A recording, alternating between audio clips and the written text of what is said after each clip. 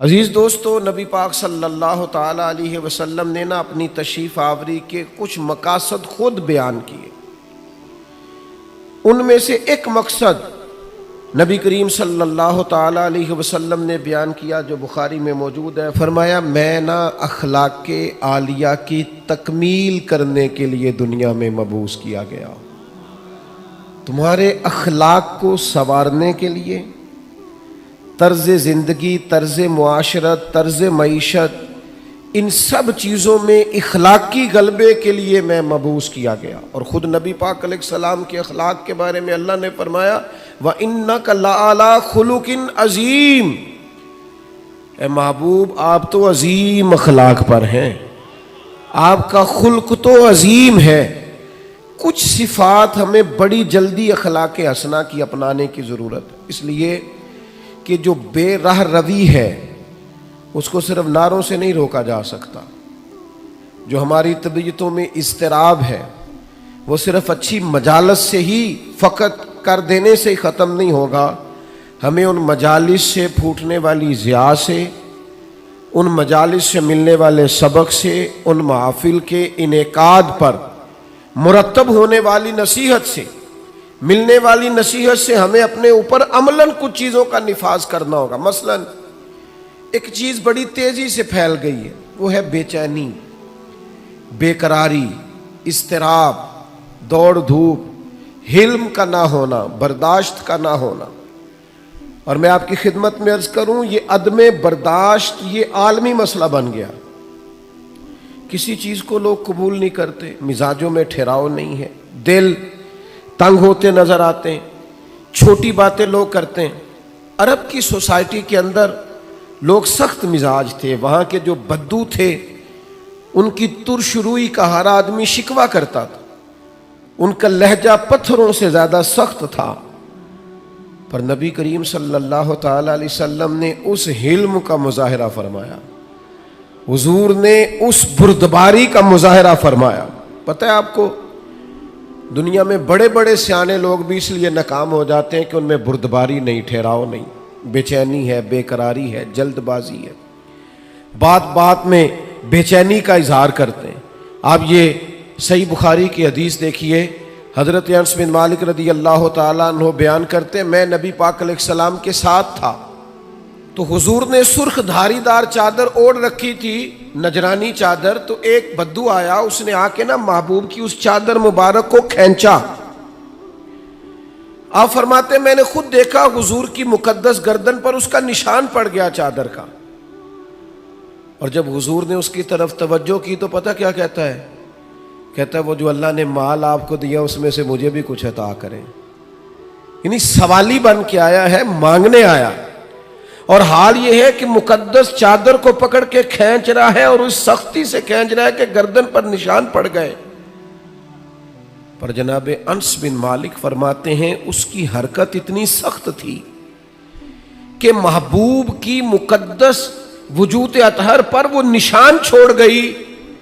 لیکن جب اس نے کہا میں کچھ مانگنے آیا ہوں، تو فرماتے ہیں اس وقت میرا قربان ہونے کو جی چاہا جب حضور نے بات سنی اور مسکرانا شروع کر دیا۔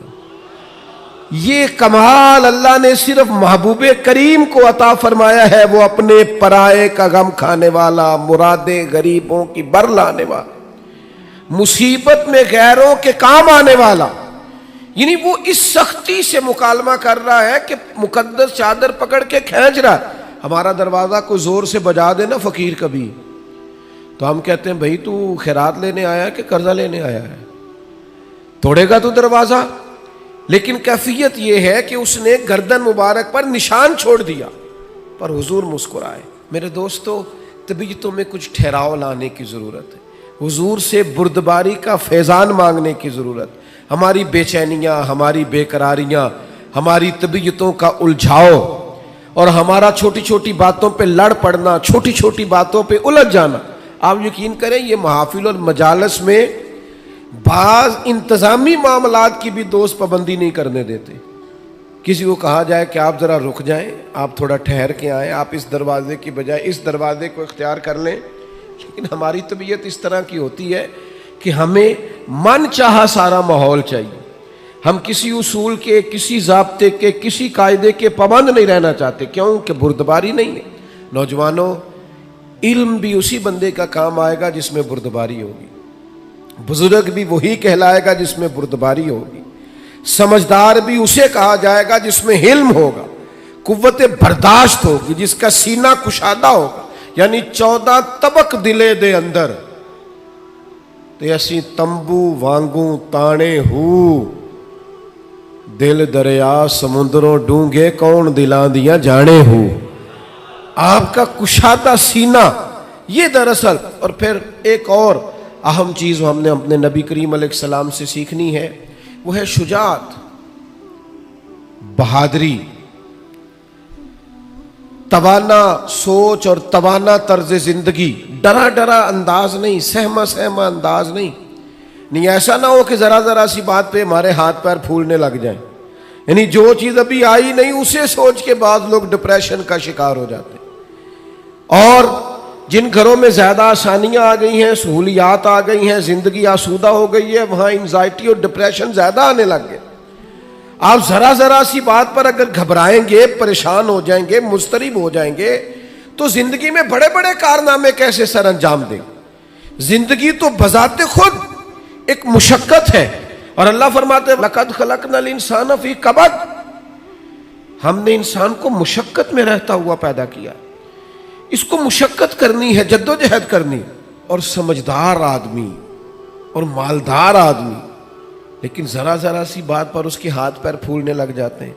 یہ بھی ذرا حدیث دیکھیے اور نبی پاک علیہ السلام کے اخلاق عالیہ سے فیضان حاصل کیجئے۔ مشکات میں، بخاری میں، مسلم میں حضرت انس بن مالک رضی اللہ تعالیٰ عنہ کی حدیث موجود ہے۔ فرماتے ہیں ایک رات ایسی مدینہ شریف میں آئی کہ ایک طرف سے آواز آنے لگی کسی کے چلانے کی، چیخنے کی۔ یکدم اہل مدینہ سارے اٹھے اور نیزے، برچھیاں، تلواریں جمع کرنے لگے کہ اس جانب جاتے ہیں جہاں سے وہ آواز آ رہی ہے، اور جا کر معلوم کرتے ہیں کیا حادثہ، کیا سانحہ ہوا ہے۔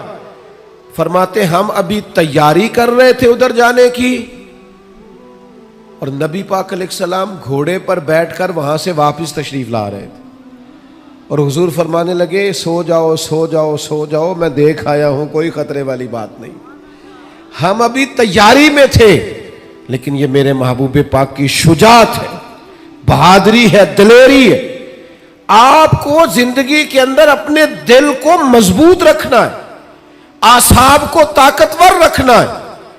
بعض لوگ بڑی جلدی گھبرا جاتے ہیں، بڑی جلدی پریشان ہو جاتے ہیں، 5 منٹ سے پہلے سانس پھولنے لگتا ہے، دل دھک دھک کرنے لگتا ہے۔ او بھائی آپ ٹھہر جائیں، ستاروں سے آگے جہاں اور بھی ہیں، ابھی عشق کے امتحان اور بھی ہیں، تو یہ تو کام ابھی بڑا آگے تک جانا ہے۔ لیکن گھبراہٹ، بے چینی، پریشانی، یہ بندہ مومن کی شان نہیں ہے۔ پلٹنا، جھپٹنا، جھپٹ کر پلٹنا، یہ لہو گرم رکھنے کا ہے ایک بہانہ۔ طاقتور زندگی گزارے، مضبوط اعصاب کے ساتھ وقت گزارے، ذہن بنائے کہ زندگی میں پریشانی آئے گی، مجھے فیس کرنا ہے۔ آپ کا ذہن ہونا چاہیے۔ مجھے بتائیے جو جوان ہے اسے بوڑھا بھی تو ہونا ہے نا، بیمار ہے تو ایک وقت خدا نہ خواستہ وہ بھی تو آئے گا نا کہ بیماری بھی آ جاتی ہے، قوا کمزور ہونے لگتے ہیں۔ لیکن اگر آپ کا ہمیشہ اسی طرح پریشان رہنے کا خیال ہے تو پھر بات آگے کیسے بڑھے؟ تو حضور سے فیض مانگے، بہادری کا فیض۔ نبی پاک علیہ السلام، صحابہ فرماتے جب جنگ ہوتی تھی نا تو ہم دشمن کے سب سے زیادہ قریب نبی پاک کو پایا کرتے تھے، حضور قریب۔ ایک جنگ میں ہمارا ارادہ ہوا کہ ہم تھوڑا سا پیچھے ہٹ کے نئے سرے سے حملہ کریں، لیکن حضرت ابو سفیان رضی اللہ تعالیٰ عنہ فرماتے محبوب گھوڑے کو ایڑی لگاتے اور جنگ کے اندر جاتے اور آگے ہی بڑھتے چلے جاتے، اور آگے ہی نبی پاک علیہ السلام پیش قدمی فرماتے۔ تو میں نے عرض کی حضور تھوڑا سا پیچھے ہٹ کے نئے سرے سے حملہ نہ کیا جائے؟ تو فرمایا نا بھائی پیچھے نہیں ہٹنا، میں نبی ہوں، بات یہ بھی سچی ہے، اور میں عبد المطلب کا پوتا ہوں، بات یہ بھی سچی ہے، لہذا پیچھے نہیں ہٹنا، آگے کی طرف پیش قدمی کرنی۔ تو میرے دوست گھبراہٹ نہیں، بے چینی نہیں، الجھاؤ نہیں، میلاد شریف والے محبوب سے یہ فیضان پائیں کہ ہم نے ہمیشہ اپنے اعصاب کو مضبوط رکھنا. پھر اللہ تعالیٰ نے نا اپنی حکمت کے ساتھ لوگوں کے اندر دولت کو تقسیم کیا. یہ اس کی حکمت ہے. سورۃ شورا کے اندر اللہ تعالیٰ نے فرمایا کہ اگر سب لوگوں کو مال میں وسعت دے دی جاتی تو زمین میں فساد ہو جاتا، بغاوت ہو جاتا. سب کو مال میں وسعت نہیں ملتی، لیکن جن امیروں کو اللہ مال عطا کرتا ہے نا، ان میں غریبوں کا بھی حق ہوتا ہے. قرآن مجید کہتا ہے سائل کا اور محروم کا حق ہے. یہ جو میں کہہ رہا ہوں اس پر غور کریں، حق ہے. نہیں آپ پر، امیر آدمی پر غریب کا، آپ کا خیال ہے وہ مانگنے آیا ہے، اور اللہ کا قرآن کہتا ہے حق لینے آیا ہے. اس کا حق ہے. جب انسان کے مزاج میں مالی طور پر گھٹن آتی ہے نا، وہ کنجوس ہو جاتا ہے، بخیل ہو جاتا ہے. اللہ تعالیٰ نے مالی طور پر وسعت دے دیا، پر قلبی طور پر تھوڑی سی نا اس کے مزاج کے اندر گھٹن ہے، تو پھر بھی ماحول میں پریشانی پیدا ہوتی ہے. اللہ تعالیٰ بعض لوگوں کو زیادہ مال عطا کرتا ہے، ان کی ذمہ داری ہے غریب بہن بھائیوں کا، دوستوں کا، پڑوسیوں کا، سائلین کا، مساکین کا، یتیموں کا، بیواؤں کا، کمزوروں کا خیال رکھیں، ان کی مالی معاونت کریں اور ان کا حق سمجھ کر کریں. کہ اللہ، حضور سید عالم علیہ السلام کا ایک فرمان اگر کبھی ہمیں یاد ہو جائے نا، تو آپ یقین کریں کہ دل کبھی تنگ نہ ہو خرچ کرتے ہوئے. حضور فرماتے ہیں رب تمہیں جو عطا کرتا ہے نا، وہ تمہارے ضعیفوں کی برکت سے عطا کرتا ہے. وہ جو تمہارے ہاں کمزور روٹی کھا جاتے ہیں نا، غریب کھا جاتے ہیں، ان کے سبب سے اللہ تمہیں دیتا ہے. تو اگر یہ ذہن بن جائے نا کہ اللہ تعالیٰ پتہ نہیں کس کی برکت سے دے رہا ہے، تو پھر جب کوئی آئے تو بندے کا دل تنگ نہیں ہوگا، وہ پریشان نہیں ہوگا، مضطرب نہیں ہوگا. بلکہ ہم نے تو تاریخ میں ایسے بھی سخی پڑے ہیں کہ کوئی لینے آتا تھا تو اس کا شکریہ ادا کرتے تھے کہ یار تیری مہربانی، تو نے اس قابل سمجھا ہے کہ میں تیرے کچھ کام آ سکتا ہوں. نبی کریم صلی اللہ تعالی علیہ وآلہ وسلم کے اخلاق عالیہ سے، حضور کی سیرت پاک سے ہمیں جو فیضان ملتا ہے نا، اس نقطے کو ضرور سمجھیے گا. یعنی آپ کتب سیرت میں یہ پڑھیں گے کہ مہینہ مہینہ کاشانہ نور کے اندر آگ نہیں جلی، چولہا نہیں جلا، کھجور پانی پہ گزارا. اور اگر ایک سونے کی ڈلی گھر میں پڑی رہ گئی ہے ایک ٹکڑا، تو نبی کریم علیہ السلام نماز پڑھا کے تیزی سے گھر تشریف لے گئے اور حضور نے اسے اٹھایا اور اللہ کے راستے میں خیرات کر دی. کسی چیز کو گھر میں پڑا نہیں رہنے دیا. گھر میں تو دعا مانگی تھی کہ یا اللہ ایک وقت فاقہ ہو، ایک وقت روٹی ہو. لیکن حضرت جابر ابن عبداللہ رضی اللہ تعالیٰ عنہ ارشاد فرماتے ہیں، بخاری مسلم دونوں میں موجود ہے، فرماتے ہیں کہ جب بھی کسی نے حضور سے سوال کیا ہے نا، تو جو چیز ہم نے حضور کی زبان سے نہیں سنی وہ نہیں ہے. حضور نے کبھی کسی کو لا نہیں فرمایا، یہ نہیں فرمایا نہیں ہے. اللہ کرے میں آپ کو سمجھا سکوں. یعنی گھر میں مہینہ مہینہ چولہا نہیں جل رہا، فاقوں کی دعائیں ہو رہی ہیں، لیکن جب کوئی لینے آیا ہے تو حضور نے کبھی نہیں کا لفظ اپنی زبان سے ادا. ایسا کوئی محبوب کہیں ہوگا نہ کہیں ہے، بیٹھا ہے چٹائی پہ مگر عرش نشیں ہے، اور ملتا نہیں کونین کو کیا کیا تیرے در سے، ایک لفظ نہیں ہے جو تیرے لب پہ نہیں ہے. اور آپ دیکھیے فاضل بریلوی کیا کہتے ہیں. فاضل بریلوی کہتے ہیں واہ کیا جود و کرم ہے شہ بطحہ تیرا، واہ کیا جود و کرم ہے شہ بطحہ تیرا، نہیں سنتا ہی نہیں، نہیں سنتا ہی نہیں مانگنے والا تیرا. اور اعلیٰ حضرت فاضل بریلوی رحمۃ اللہ علیہ فرماتے ہیں دھارے چلتے ہیں عطا کے وہ ہے قطرہ تیرا، اور تارے کھلتے ہیں سخا کے وہ ہے ذرہ تیرا. محبوب جب دھارے چلے نا، دھارے عطا کے دھارے چلے، تو پتہ چلتا ہے کہ میرے کریم نے کسی کو قطرہ عطا کیا ہے. اس کے گھر میں دھارے چل رہے ہیں، نہریں بہہ گئی ہیں، اور فاضل بریلوی فرماتے ہیں جب پورے تارے کھل جائیں نا سخا کے اور سخاوت کے، پورا گھر اور پورا محل روشن ہو جائے، تو اس کا مطلب یہ ہوتا ہے کہ کریم محبوب نے کسی کو ذرہ عطا کیا۔ میرے کریم سے گر قطرہ کسی نے مانگا تو دریا بہا دیے ہیں، دربے بہا دیے۔ سخاوت کا مزاج پیدا کریں، اور غریبوں کی خدمت میں بھی گزارش ہے کہ حضور فرماتے ہیں بندہ اللہ کے ساتھ جس طرح کا گمان کرتا ہے رب بھی اس کے ساتھ اسی طرح کا معاملہ فرماتا ہے۔ سخاوت کا مزاج تو پیدا کریں۔ حضور نے فرمایا بندہ دل کا غنی ہوتا ہے، آپ ارادہ تو کریں کہ یا اللہ تو دے میں تیرے بندوں میں بانٹوں گا، آپ ارادہ تو کریں، وہ کریم ہے، عطا کرتے کہاں دیر لگتی ہے۔ نبی کریم صلی اللہ تعالی علیہ وآلہ وسلم کی سخاوت، اور کس طرح کی سخاوت، اس سخاوت کا انداز کیا ہے۔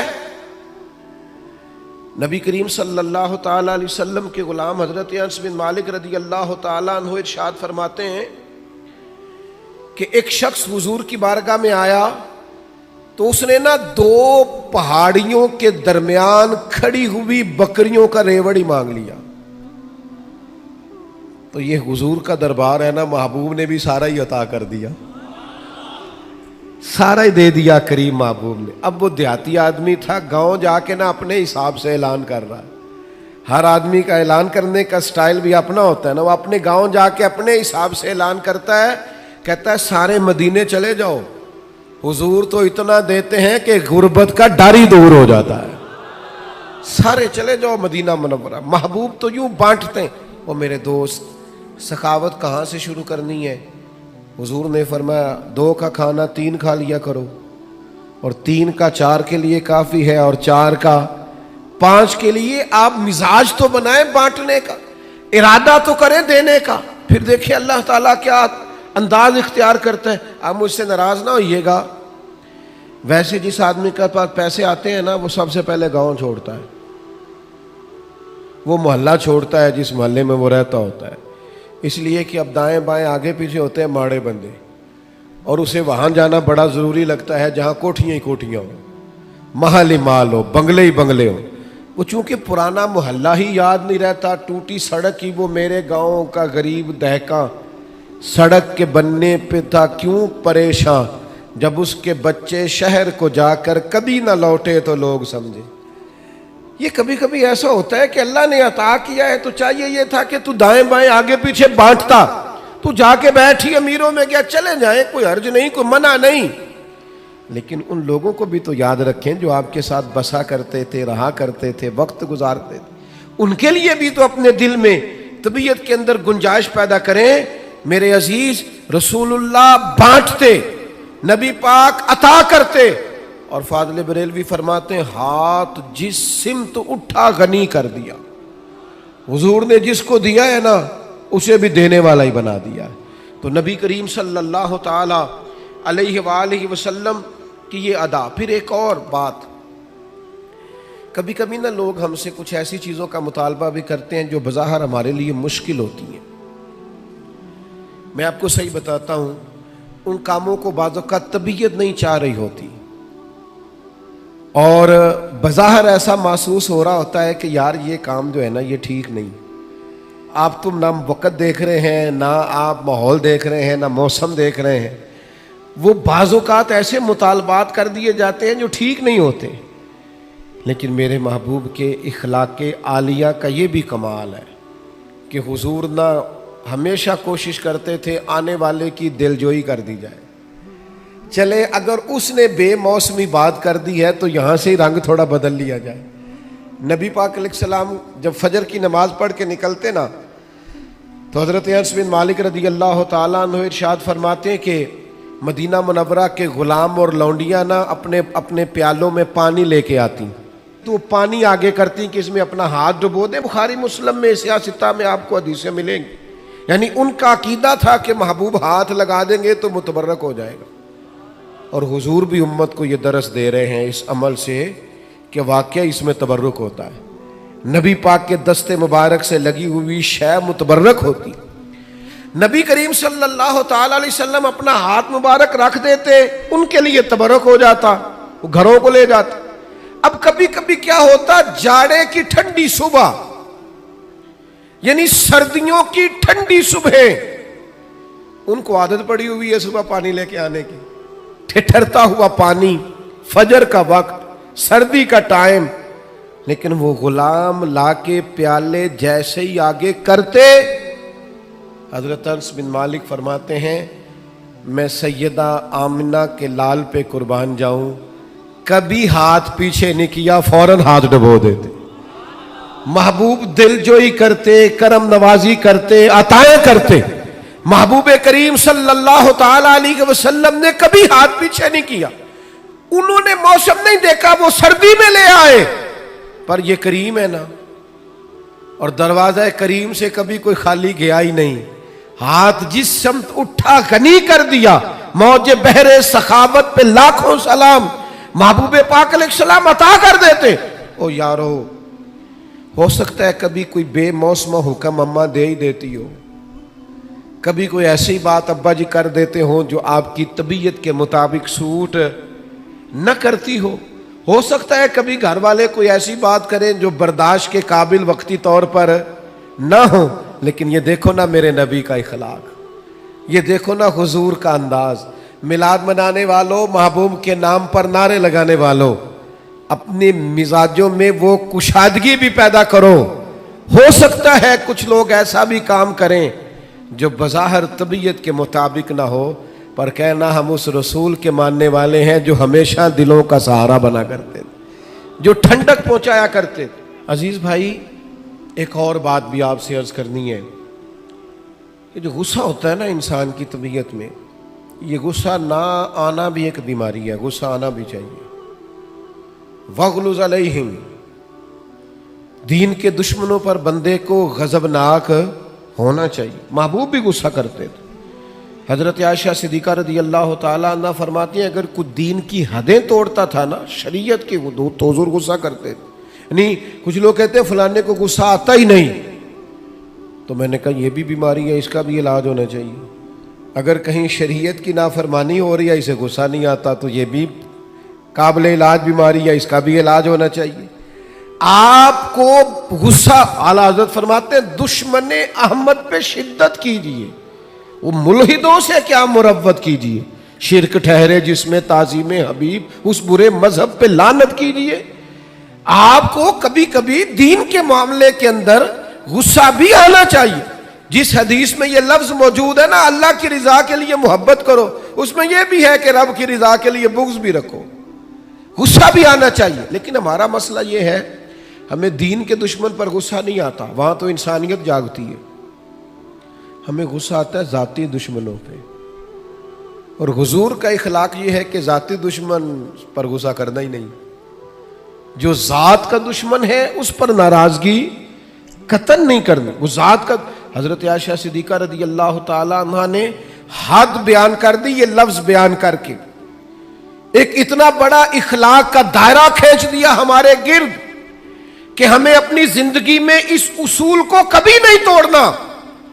سیدہ عائشہ صدیقہ رضی اللہ تعالی عنہ ارشاد فرماتی ہیں نبی کریم صلی اللہ تعالی علیہ وسلم نے کبھی اپنی ذات کے لیے کسی سے انتقام نہیں لیا، کبھی نہیں لیا، مسلم شریف میں موجود ہے۔ اور دوستو، کبھی نہیں لیا اپنی ذات کے لیے انتقام۔ میلاد منانے کے لیے تشریف لانے والوں، حضور کی محفل میلاد میں حاضر ہونے والوں، کتنے زیادہ جھگڑے ہیں اس وقت جو فقط ہماری ذاتیات کے جھگڑے ہیں، صرف اور صرف ہم اپنی ذات کا بت بنائے، معاذ اللہ لوگوں سے دور ہو گئے۔ کبھی اپنی ذات کے لیے حضور نے انتقام نہیں لیا، کبھی جلال آیا بھی تو حدود اللہ کے معاملے میں۔ آج کیوں نہ اپنے دل پر یہ ارادہ کریں، فیصلہ کریں کہ ذاتیات کے جھگڑے چھوڑ دیں گے ہم، جہاں ہمارا ذاتی معاملہ ہوگا وہاں ہم اپنی ذات کا بت چکنا چور کر دیں گے۔ اور پھر انسان کو غصہ آتا ہے نا اپنے ماتحتوں پر، لوگ غصہ کرتے نہیں ملازمین پر، اور بعض ایسے نادان ہیں جو خواتین پر بھی غصہ کرتے ہیں، لیکن میرے محبوب کریم علیہ السلام کی یہ عادت صحیح کتب، صحیح احادیث میں حضور کا یہ اخلاق موجود ہے، محبوب نے اپنے دست مبارک سے نہ کبھی کسی غلام کو مارا، نہ کبھی کسی عورت پر ہاتھ اٹھایا۔ رسول اللہ صلی اللہ تعالی علیہ وسلم نے یہ حد بندی بیان کی کہ آپ کو اپنی ذات کے لیے کبھی کسی سے انتقام نہیں لینا۔ یہ سوچ کبھی بنا کر تو دیکھیں، یہ قاعدہ قانون اپنی زندگی میں اس کا نفاذ تو کریں۔ ہر جگہ ذاتی جھگڑے، ذات کے معاملات ہم نے کھڑے کیے ہوئے ہیں۔ یہ کتنا مشہور واقعہ ہے طائف کا، لوگوں نے پتھر مارے اور جب باقاعدہ فرشتے نے آ کے کہا یا رسول اللہ حکم کریں تو میں ان کو پیس کے نہ رکھ دوں، تو حضور نے کیا فرمایا؟ فرمایا یہ نہیں مانتے تو امید ہے ان کی نسلیں کلمہ پڑ جائیں گی، ان کی پشتوں میں سے اللہ ایسے لوگ پیدا کرے گا جو شرک سے بچیں گے، اللہ کی توحید کا اعلان کریں گے۔ لہٰذا ہمیں ان کے بارے میں کوئی سخت انداز اختیار کرنا نہیں ہے۔ میرے دوستو، ایک اور بھی مسئلہ بن گیا ہمارے ہاں۔ میں بات سمیٹنے کی طرف آ رہا ہوں، پر آپ کا ذوق شوق دیکھ کے میری طبیعت بھی بڑھ رہی ہے کہ باتیں کچھ اور کروں آپ کے ساتھ۔ تھوڑا وہ کسی نے کہا تھا نا انکار کریں اج ساکی موسم بڑا سہانا، مستی داج می برسا دے پیاس دا نہیں ٹھکانا۔ تو کچھ میرا دل کر رہا ہے کہ کچھ درد دل کھول کے آپ کے سامنے رکھوں، جو چیزیں معاشرے میں محسوس کرتا ہوں ان احساسات میں سے کچھ باتیں آج آپ کے ساتھ کروں۔ ایک اور طبیعت ہماری بڑی ہو گئی ہے، لان تان کرنے کی، برا بھلا کہنے کی، سخت سست جملے کہنے کی۔ اب یقین کریں مذہبی سٹیج سے، آج کل مذہبی سٹیج سے لفظ بیان کیے جا رہے ہوتے ہیں معاذ اللہ، اور اس طرح کی گفتگو کی جا رہی ہوتی ہے بازاری زبان میں کہ جو اس سٹیج کو زیب نہیں دیتی۔ اتنے اعزاز والی جگہ پر بیٹھ کر آپ اتنی کمزور بات کر رہے ہیں، کچی بات کر رہے ہیں، اور ایسا جملہ بول رہے ہیں جو جملہ ہی بازاری ہے۔ وہ جی فلانے نے کہا ہے تو میں اس کے جواب میں کہہ رہا ہوں، آپ اس کی سطح پہ اتر آئیں گے۔ وَإِذَا خَاطَبَهُمُ الْجَاهِلُونَ قَالُوا سَلَامًا۔ جاہلوں سے تو کبھی انسان کی گفتگو ہو تو انہیں سلام کیا جاتا ہے، ان کی سطح پر اتر کر بات نہیں کی جاتی۔ یہ طریقہ ہی درست نہیں ہے۔ میرے عزیز، حضرت انس بن مالک رضی اللہ تعالیٰ عنہ ارشاد فرماتے ہیں، جب ایک مقام پہ کہا گیا نا حضور علیہ السلام کو، صحابہ فرماتے ایک مقام پہ کہا گیا یا رسول اللہ آپ دعا کر دیں یہ تباہ ہو جائیں، تو حضور فرمانے لگے مجھے لعنت کرنے والا بنا کے نہیں بھیجا گیا، مجھے تو رحمت للعالمین بنا کر بھیجا گیا۔ تو جو بنا کر بھیجا گیا ہے، جو حضرت عیسیٰ علیہ السلام کو ایک شخص برا بھلا کہہ رہا تھا، آپ دعائیں دے رہے تھے۔ ایک صاحب نے کہا حضور وہ برا بھلا کہہ رہا ہے آپ دعائیں دے رہے، فرمانے لگے اس کے اندر جو ہے وہ باہر نکل رہا ہے اور میرے اندر جو ہے وہ باہر نکل رہا ہے، تو اب یہاں جس چیز کا سٹاک ہے وہی نکلے گا نا، تو اب کچھ لوگوں کے اندر جو بھرا ہوا وہی باہر آئے گا۔ حضرت انس بن مالک کا یہ فرمان، اللہ کرے امت یاد کرے۔ حضرت انس بن مالک ارشاد فرماتے ہیں نہ تو نبی پاک فحش گو تھے، کوئی ایسی بات نہ کرتے جو خلاف ادب ہوتی، نہ لعنت کرنے والے تھے، نہ آپ کا کلام اس طرح کا ہوتا تھا جس طرح کا عرب میں بد کلامی سے گفتگو کی جاتی تھی۔ فرماتے اگر کبھی حضور کو بڑا جلال بھی آتا تو اتنے لفظ فرماتے تھے اس کی پیشانی خاک آلود ہو۔ اس سے زیادہ کبھی میرے نبی کریم نے کوئی بات ارشاد، ناک خاک آلود ہو، پیشانی خاک آلود ہو، اس سے بڑھ کر کبھی کوئی جلال کا جملہ حضور کی زبان سے نہیں نکلا۔ آپ کی خدمت میں عرض کروں گا، آپ کا لہجہ اتنا میٹھا ہو، اتنا باوقار ہو، لفظ اتنے جچے تلے اور حسین ہو کہ آپ کو نعرہ لگا کے نہ کہنا پڑے غلام ہے رسول کے غلام ہے، بلکہ آپ کے لہجے سے اندازہ ہو کہ یہ کوئی عام نہیں ہے، یہ رسول اللہ کا غلام ہے۔ اس کا انداز بتاتا ہے نبی پاک کا غلام ہے، اس کے لفظ اور جملوں کی تاثیر بتاتی ہے یہ رسول اللہ صلی اللہ علیہ وسلم کا غلام ہے۔ یعنی آپ کہتے پھریں کہ میں بلبل خوش لہجہ گلزار نبی ہوں، میٹھی میری باتیں ہیں، میں نمک خوار نبی ہوں، حضور کا نمک کھاتا ہوں، اس لیے لہجے میں مٹھاس آ گئی۔ تو نبی کریم صلی اللہ تعالی علیہ وسلم کو اللہ تبارک و تعالی نے اخلاق عالیہ کی بلندیوں کے ساتھ دنیا میں مبعوث فرمایا۔ ایک بات جو آج امت کو بڑی سمجھنی ہے اور جس پر امت کو بہت زیادہ غور کرنا ہے، وہ یہ ہے کہ امت کو نا اب کچھ دائروں کا پابند ہونا پڑے گا. اب اپنی زندگی میں کچھ اصول وضع کرنے پڑیں گے، کچھ قاعدے بنانے پڑیں گے. آپ کو پتہ ہے دنیا میں سب سے بہترین زندگی وہ لوگ گزارتے ہیں جو اپنے وقت کو مینٹین کرتے ہیں. سب سے قیمتی وہ شخص ہوتا ہے جس نے اپنے ٹائم کو مضبوط کر لیا، مربوط کر لیا. ہمیں اخلاقی رویوں کے معاملے میں اپنے آپ کو ٹھیک کرنا. آئیں گے لوگ اکسائیں گے، لوگ آئیں گے غصہ دلائیں گے، لوگ آئیں گے کوئی ایسی بات کریں گے جس سے آپ کی طبیعت میں وہ بات گراں گزرے گی، آپ کے گھر کے اندر سے کچھ ایسی آوازیں اٹھیں گی جس پر آپ سخت ہوں گے. لیکن میرے بھائی، حضور علیہ الصلوۃ والسلام نے نا اخلاق سکھایا ہمیں. اگر ہم رد عمل کے طور پر بھی کبھی سختی دکھائیں گے تو پھر ہم نے سیکھا کیا ہے، پھر ہم نے لیا کیا ہے؟ ہمیں اخلاق عالیہ کی ان بلندیوں پر سفر کرنا ہے، بلندیوں پر. ایک حضور کا بہت بڑا اخلاق یہ ہے کہ نبی کریم معاف کر دیا کرتے تھے. حضور درگزر فرماتے، اور صرف درگزر نہیں فرماتے. جو میں بات کرنے لگا ہوں وہ خاص کرنے لگا ہوں. ایک ہوتا ہے کسی کو معاف کر دینا اور معاف کر کے پھر اس شخص پر احسان جتلانا اور اس کے بارے میں اپنا رویہ اس طرح کا رکھنا کہ دیکھا نا میں نے معاف کر دیا ہے، اتنا ہی کافی نہیں کہ میں نے تمہیں کچھ کہا نہیں. یہ انداز نہیں، بلکہ بہت سارے لوگ تو اس طرح معاف کرتے ہیں کہ پہلے پچھلی ساری ڈائری کھولتے ہیں، سارے صفحے اور ورق الٹتے ہیں، اتنی باتیں سناتے ہیں، تو نے یہ بھی کیا، تو نے یہ بھی کیا، اور میں یہ بھی کر سکتا ہوں، میں یہ بھی. وہ آخر میں معاف کرتے ہیں تو وہ معاف نہیں کیا ہوتا، انہوں نے اپنی باتوں سے پوری سزا دی ہوتی ہے، وہ سب کچھ کر چکے ہوتے ہیں. اب وہ معافی اس طرح کی ہوتی ہے کہ وہ معافی لگ نہیں رہی ہوتی، وہ لگتا ہے کہ یار وہ جو تیرے جملے تھے وہ تو تلوار اور نیزے بن کے سینے میں پوری طرح پیوست ہو گئے، اب تو کیا معاف کر رہا. نبی پاک علیہ السلام کا کمال دیکھو. جناب ابو سفیان ہر جنگ میں مقابلے میں رہے، سردار بن کے، سپہ سالار بن کے لڑنے کے لیے آتے رہے، لیکن فتح مکہ کے موقع پر جب وہ معافی مانگنے آئے اور جب وہ کلمہ پڑھنے آئے، ان کا کلمہ میرے محبوب نے اس طرح قبول کیا اور انہیں معافی اس طرح سے دی کہ نری معافی نہیں دی، ساتھ میرے رسول نے عزت بھی عطا فرمائی، ساتھ رسول اللہ صلی اللہ تعالی علیہ وسلم نے اعزاز بھی عطا کیا.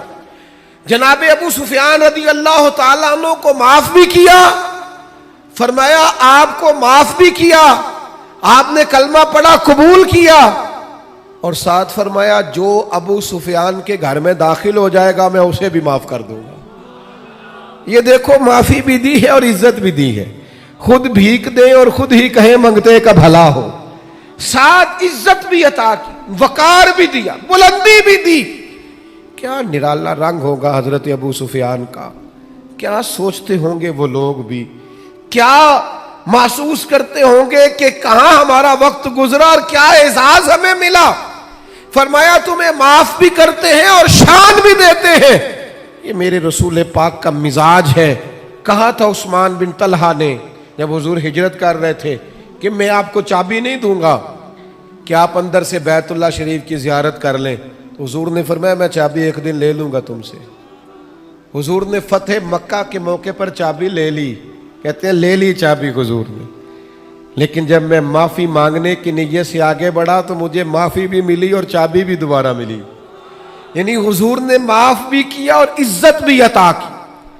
نبی پاک صلی اللہ تعالی علیہ وسلم نے حضرت سعد بن معاذ رضی اللہ تعالیٰ عنہ سردار تھے قبیلے کے، مسلمان ہوئے، نبی پاک کے غلام ہوئے، اور اتنا شانوں والا آدمی جن کے جنازے میں محبوب خود شامل ہوں، جن کی قبر پر کھڑے ہو کے نبی پاک علیہ الصلوۃ والسلام تسبیحات پڑھے، جن کو محبوب پاک اتنا اعزاز دے. حضرت سعد بن معاذ آئے تو حضور نے فرمایا اٹھ کے استقبال کرو، تمہارا سردار آیا ہے. حضور عزتیں عطا کرتے، نوازتے. ہم نہ कभी माफ़ कर दें तो सीना नहीं साफ करते, कुशादगी पैदा नहीं करते। जिनसे गलतियां हो गई उन्होंने कई दफ़ा हाथ फैलाकर माफ़ियाँ मांगी। गलती हो गई थी बहू से, उसके बाप ने भी आके माफ़ी मांगी, माँ ने भी माफ़ी मांगी, उस बेटी ने भी कई दफ़ा मांगी। हमने कह भी दिया चलो ठीक है, सीना नहीं साफ किया, दिल से बात नहीं निकाली। मोमिन के सीने में गिल नहीं रहा करता, बोझ नहीं रहते। मोमिन सीने साफ कर, हो गई गलती हमारे छोटे भाई से, भूल गए थे, हमारे पड़ोसी एक दफ़ा गलती हो गई, वो बस कर दें यार। उस महबूब के मानने वाले हैं जो चीज़ सबसे पहले अता करते थे वो माफ़ी थी। हुजूर फौरन माफ़ कर देते, नबी पाक का तरीका ही माफ़ कर देना था। अपने रवैयों में मुस्बत तब्दीलियाँ लाएं। और मैं आपसे अर्ज़ करूं, अगर हम इखलाकी तौर पर संवरने का इरादा करेंगे तो अल्लाह हमारी मदद भी फरमाएगा।